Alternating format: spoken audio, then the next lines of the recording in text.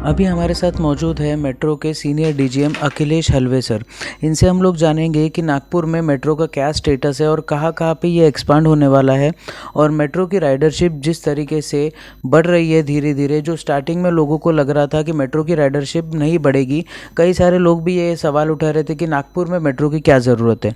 तो इन्होंने इतनी अच्छी जब राइडरशिप अचीव कर ली है, इसके बारे में ये क्या सोचते हैं और इनके लिए ये कितना डिफ़िकल्ट था, इस सब चीज़ों के बारे में हम लोग अखिलेश सर से बात करेंगे। सर, सबसे पहले बहुत बहुत शुक्रिया हमारे लिए वक्त निकालने के लिए। Thanks so much. सर, सबसे पहला सवाल मेरा ये रहेगा कि मेट्रो की अभी कहाँ कहाँ पे हम लोग एक्सपेंशन प्लान कर रहे हैं, कौन कौन लाभार्थी इससे हो सकते हैं और कौन से नए स्टेशन हम लोग और ऐड करने वाले। देखिए, नागपुर मेट्रो का फ़ेज़ 1 पूरा हो चुका और वो सक्सेसफुली चल रहा है। फ़ेज़ 1 का जब इनॉग्रेशन हुआ था 11 दिसंबर 2022, मतलब तकरीबन 2 साल पहले, उसी समय फ़ेज़ 2 का भूमि पूजन भी हुआ था और अभी फ़ेज़ 2 का काम चल रहा है। फ़ेज़ 2 की अगर बात करें तो फ़ेज़ 2 का कुल जो स्ट्रेच 44 किलोमीटर्स का ऑलमोस्ट है, और इसमें 32 स्टेशन है, 2 एट ग्रेड है और 32 एलिवेटेड है। और फ़ेज़ 1 जहाँ ख़त्म होता है वहाँ फ़ेज़ 2 शुरू होता है। मतलब अगर फ़ेज़ 1 की आप बात करें तो जो हमारा नॉर्थ साउथ कॉरिडोर है, जो ऑटोमोटिव स्क्वायर से खापरी तक जाता है, तो ऑटोमोटिव स्क्वायर से वो आगे कन्हान तक जाएगा। अगर साउथ की हम बात करें तो वहाँ पर खापरी से और बुटीबुरी का जो ईएसआर है, एलिवेटेड रिजर्वायर, वहाँ तक जाएगा। उसी तरह हमारा जो एक्वा लाइन है, जो हमारा ईस्ट वेस्ट कॉरिडोर को कनेक्ट करती है, तो अगर ईस्ट की बात करें, अभी ईस्ट में हमारा फ़ेज़ 1 का आखिरी स्टेशन प्रजापति नगर है, उसके आगे कापशी तक वो फ़ेज़ 2 एक्सटेंड हो रहा है। और वेस्ट की बात करें तो अभी लोकमान्य नगर हिंगना रोड पे जो है वो हमारा आखिरी स्टेशन है, तो उसके आगे हिंगना तक, हिंगना टाउन तक फ़ेज़ 2 में जाने वाला है। तो कुल मिला के जो जो आउटर एरियाज़ हैं नागपुर सिटी के बाहर के, उन सभी के लोगों को बहुत बड़े पैमाने पर फ़ायदा होगा। सबसे बड़ी बात यह है कि अगर हम ईस्ट वेस्ट हमारा जो नॉर्थ साउथ कॉरिडोर, उसकी अगर बात करें तो कन्हान से लेके तो बूटीबोरी तकरीबन 53 किलोमीटर का नॉन स्टॉप पूरा जर्नी हो सकता है।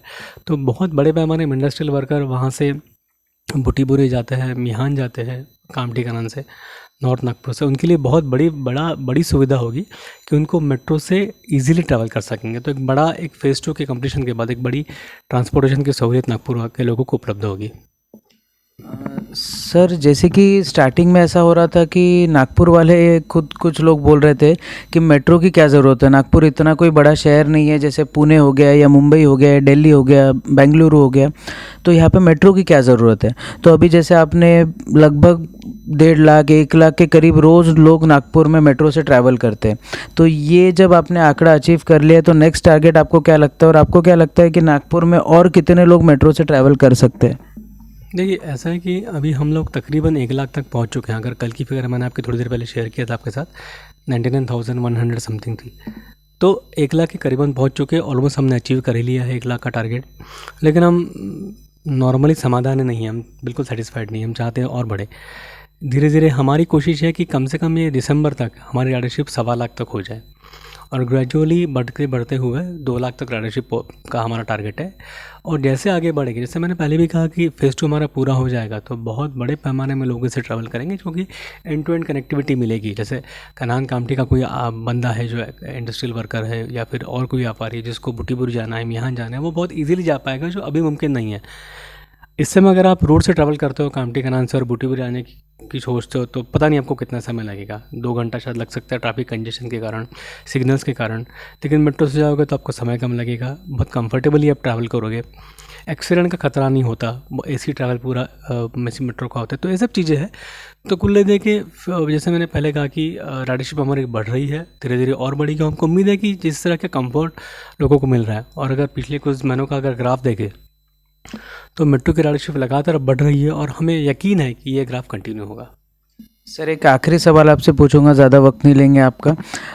सर, जैसे कि मेट्रो में अभी हम लोग देख रहे हैं कि नागपुर को एक वर्ल्ड क्लास मेट्रो स्टेशंस वगैरह मिल रहे हैं, कई लोग साइकिल वगैरह लेके भी ट्रैवल करते हैं। अगर ये राइडरशिप बढ़ती है तो आपको क्या लगता है कि और भी ज़्यादा ट्रेन्स हम लोग मतलब जैसे अभी 10 मिनट या 15 मिनट वेट करके ट्रेन्स चल रही है, तो वो 5-5 7-7 मिनट में जैसे दिल्ली मेट्रोज़ में चलता है, तो क्या हम लोग ट्रेन्स भी बढ़ाने का कुछ सोच रहे हैं। देखिए, अभी अगर हम बात करें तो हमारी जो फ्रीक्वेंसी है पीक टाइम पे वो 10 मिनट है। मतलब हर 10 मिनट में पीक टाइम पे सुबह 8 से रात को 8 हम ट्रेन चलाते हैं। और मेट्रो का पूरा जो स्ट्रक्चर है, ट्रेन्स का जो डिज़ाइन है, जो टेक्नोलॉजी है, वो इस तरह से की गई है कि हम हर 1.5 मिनट में, हर 90 सेकंड में मेट्रो चला सकते हैं। तो जैसे जैसे पहले हमारे, जब बहुत पहले हमने शुरू की थी तब भी आधे घंटे की फ्रीक्वेंसी थी, तब फिर 20 मिनट हो गई, फिर 15 मिनट हो गई, 12 मिनट हो गई, 10 मिनट है। तो जैसे जैसे ज़रूरत, लोगों की ज़रूरत पड़ती जाएगी, हमारे पास डिमांड आती रहेगी, वैसे फ्रीक्वेंसी हम कम करते रहेंगे, बढ़ाते रहेंगे।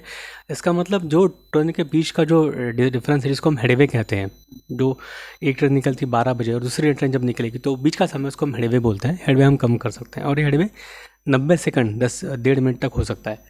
तो जैसे जैसे लोगों की डिमांड बढ़ेगी, राइडरशिप बढ़ेगी, वैसे वैसे हेडवे कम करते हुए हम फ्रिक्वेंसी बढ़ा सकते हैं। तो ये थे अखिलेश हलवे सर, हमें बता रहे थे कि मेट्रो का फ्यूचर कैसा रहेगा, नागपुर में उन्होंने क्या क्या ऑब्स्टिकल्स उनको मिले थे और किस तरीके से नागपुर वालों को उन्होंने मेट्रो की जो सौगात दी है, और आने वाले समय में मेट्रो किस तरीके से नागपुर की दशा और दिशा दोनों तय करने वाली है। महाराष्ट्र टीवी 24 के लिए मैं शांतनु अग्रवाल।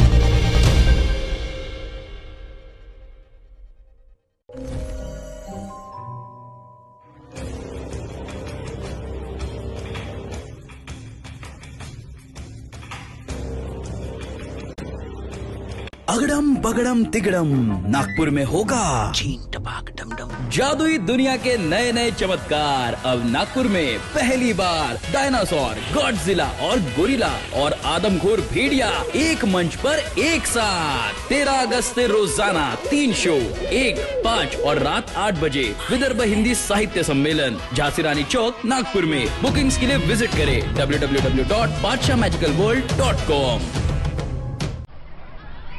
आपलं आयुष्य म्हणजे आंधळी कोशिंबिरीचा खेळ नाही, कारण अचानक कुठलंही संकट येऊन धडकू शकतं।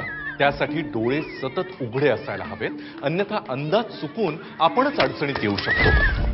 अनेकदा आपण आपत्ती टाळू शकत नाही, पण सतर्कतेमुळे कमीत कमी नुकसान होईल याची काळजी घेऊ शकतो। संकटात घाबरून न जाता मार्ग काढू शकतो। शासकीय सूचनांचे पालन करून आपण मदत पथकाला सहकार्य करू शकतो। आपत्तीविषयी सतर्कता वाढावी आणि आपत्ती व्यवस्थापन सोयीचे व्हावे म्हणून शासनानं मौसम, मेघदूत, सचेत, भूकंप हे ॲप्स विनामूल्य उपलब्ध केले आहेत। त्यांचा वापर करा। सतर्कतेमुळे जीवितहानी बरोबरच वित्तहानी सुद्धा टळू शकते। प्रसंगावधान राखा, योग्य कृती करा। आपत्ती व्यवस्थापन, आयुष्याचे संवर्धन। आपत्ती व्यवस्थापन, मदत व पुनर्वसन विभाग, महाराष्ट्र शासन।